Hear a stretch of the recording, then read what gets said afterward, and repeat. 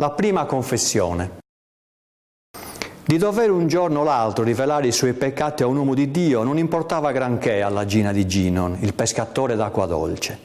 I suoi peccati erano noti da una riva all'altra del grande fiume paterno e lei non si curava di nasconderli. Ma che dovesse confessarli proprio a Don Apollinari, il nuovo parroco del paese, questo Gina non poteva concepirlo. Don Apollinari era l'unico essere al mondo capace di destare in lei quel senso fra paura, soggezione e ammirazione che la spingeva a nascondersi come una lucertola fra i cespugli quando egli, con un suo libro in mano, passava lungo l'alto argine del fiume. La persona di lui, che senza l'abito nero sarebbe parsa trasparente, tanto era sottile e bianca, sembrava a Gina quella di San Luigi, disceso e uscito dalla sua cappella campestre. A volte non gli mancava neppure un fiore in mano e i capelli rossi, se Don Apollinari camminava a testa nuda, fiammeggiavano confusi con le nuvole infocate del tramonto. Tutti in paese dicevano che egli era un santo, venuto a convertire la popolazione che negli ultimi anni, dedita solo a far quattrini, a mangiare e bere, si era dimenticata di Dio e della Chiesa. E Gina lo credeva benissimo, ma a lei i santi piacevano dipinti come quelli dei tabernacoli solitari, aperti a tutti, nei crocicchi delle strade campestri. I santi vivi le facevano paura e il pensiero di incontrarne uno le dava le ali ai piedi quando era costretta ad avvicinarsi alla chiesa arcipretale del paese. Ed ecco un giorno che Don Apollinari apparve come un fantasma, nero, in mezzo ai pioppi del bosco, lungo il fiume, e cercava di lei, proprio di lei, Gina di Ginon, il pescatore d'acqua dolce. Il pescatore si era edificato in riva al fiume un'abitazione quasi stabile, fatta di tronchi, di assi, di rami e di stuoie di giunco. Oltre a una camera coi suoi bravi lettucci c'era un'ampia tettoia con tavole e panche, dove alla festa i buontemponi del paese venivano a banchettare.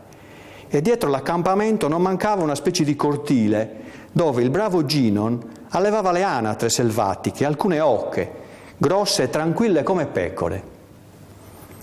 La Gina, orfana di madre, faceva da massaia.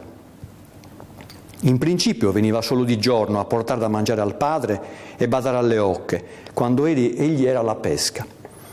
Poi, col sopraggiungere della bella stagione, aveva abbandonato del tutto la casa della nonna per fermarsi nello stabilimento paterno. E avrebbe seguito Ginon anche nella pesca, se fosse stato in lei. Ma essendole questo proibito, trovava da pescare per conto suo, con una piccola rete da gioco. Protesa su una barca legata alla riva, era riuscita, dopo lunga e paziente attesa, a prendere uno di quei pesciolini che si chiamano gatti e hanno proprio i baffi, quando il parroco apparve. Le anatre e le oche lo circondavano, ed egli si volgeva di qua e di là come per benedirle e conversare con loro. Vederlo e buttarsi in fondo alla barca a pancia in giù, poiché in altro modo non poteva nascondersi, fu un tutt'uno per Gina. Egli se ne andrà. Bene, ella pensava chiudendo forte gli occhi e trattenendo il respiro. Sarà venuto a spasso e se ne andrà. Non poteva trovare un altro posto? Non poteva proprio. Passarono alcuni secondi. Ella sentiva la barca dondolare come una culla e nel silenzio le anatre gracchiare sommesse, sempre più sommesse e infine tacere. Anche le anatre sapeva ammaliare il prete con le sue parole magiche. Forse se n'è già andato, ella pensava, ma sentiva che egli era ancora lì, poiché la presenza di lui spandeva un profumo misterioso attorno, come i pioppi che odorano di rosa. D'improvviso la barca dondolò forte, a lungo, avvertendo Gina che qualche cosa di straordinario accadeva. «Bambina», disse una voce che pareva venire di sott'acqua, «alzati». Ella si alzò con gli occhi chiusi nascosti sul dorso della mano. «Giù quella mano», disse la voce, adesso vicina e intensa. Gina lasciò cadere la mano e fra le palpebre che si aprivano e si chiudevano, spaurite, vide Don Apollinari seduto sull'asse, come Gesù nella barca di San Pietro. Le mani e il viso di lui avevano il colore madreperlaceo dell'acqua corrente. Degli occhi Gina non distingueva il colore, perché non poteva fissarli coi suoi. «Bambina», egli disse immobile, come dipinto sullo sfondo arboreo della riva. Io sono venuto qui per cercarti. Tutte le altre pecorelle sono tornate all'ovile. Anche tuo padre viene alla messa e si è accostato alla Santa Comunione. Tu sola fuggi via ancora. Tu sola vivi ancora con le bestioline del bosco e della riva. È tempo che anche tu ti ricordi di essere cristiana. Ella prese coraggio, ella che contrastava a tu per tu coi peggiori ragazzacci del paese. È quello che volevo dire, signor Prevosto, non sono una pecorella io. Brava, brava, egli disse contento. Allora mettiti lì a sedere e discorriamo. Ella si mise a sedere in faccia a lui. Voleva dirgli, discorriamo pure, ma io a confessarmi non ci vengo, no. La sua sfacciataggine però non arriva a tanto. L'idea che egli in persona era venuto a cercare di lei la riempiva di orgoglio e già anzi il pensiero di offrirgli qualche cosa, fosse pure un uovo d'anatra, come si usa coi buoni ospiti, germogliava in lei. Gina, egli disse con le bianche mani giunte e bassa la testa, quasi fosse lei la santa e lui il peccatore. Da molto tempo io ti conosco e ti seguo. Tu hai già 10 anni compiuti e ancora non sai né leggere né scrivere, né, credo, dire il Pater Nostro.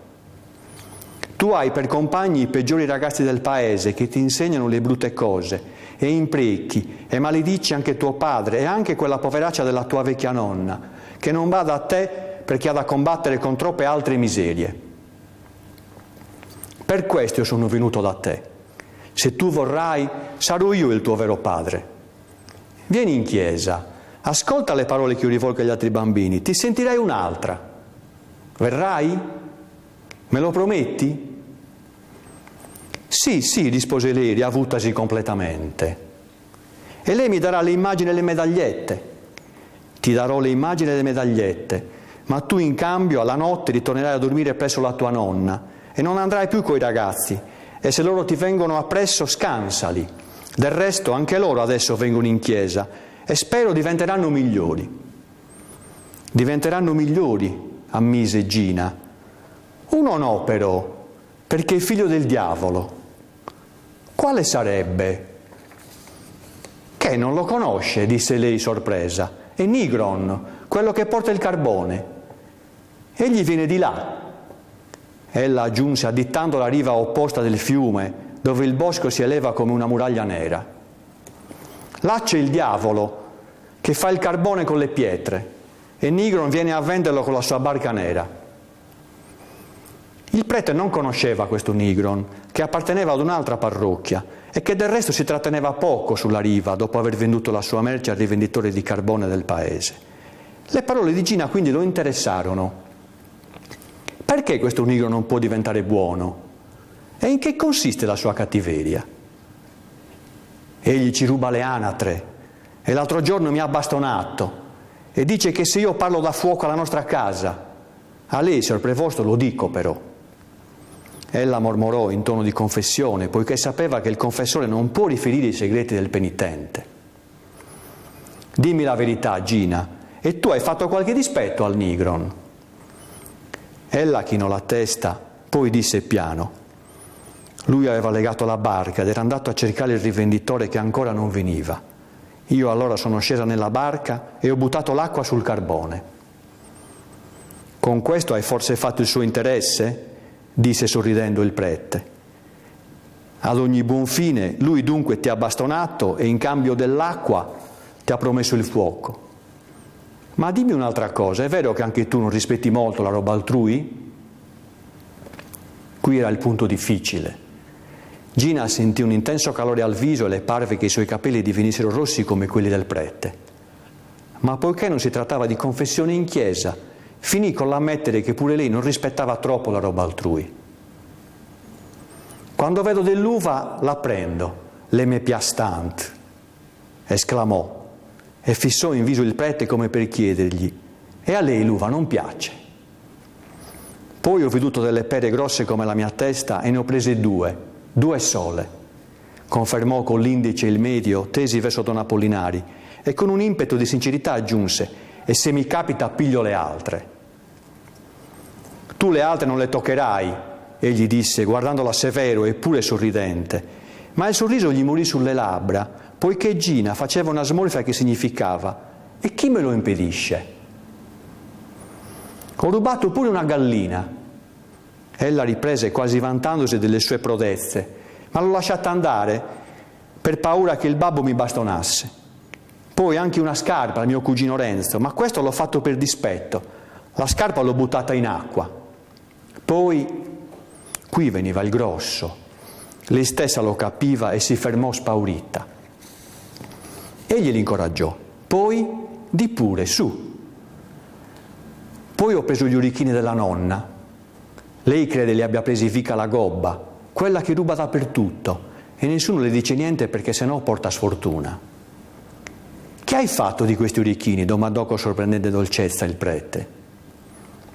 Ella taceva, piegandosi sulla sponda della barca, come per cercare qualche cosa nell'acqua che vi si sbatteva lieve. Non li avrai buttati nel fiume quelli? Di pure, su, che ne hai fatto, Gina? Era strana la voce del prete, rassomigliava a quella dei ragazzi quando con altri compagni si incoraggiavano a fare insieme qualche birbonata. Ella sollevò la testa senza sollevare la persona e dopo una bestemmia disse: mica li ho mangiati, li ho nascosti. Dove li hai nascosti? In casa o qui? Ella si sollevò di scatto. Pareva che tutta la sua personcina protestasse per la dabbenaggine del prete, che la riteneva così stupida da nascondere il furto in casa propria.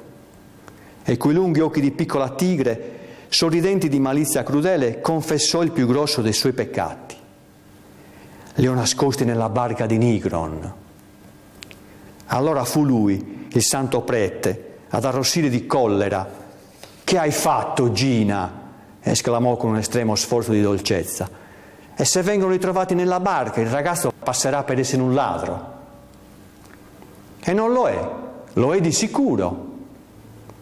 Come sei cattiva, disse egli allora, passandosi disperato la mano sui capelli ardenti, e sentì che qui non c'era da procedere oltre con mezze misure.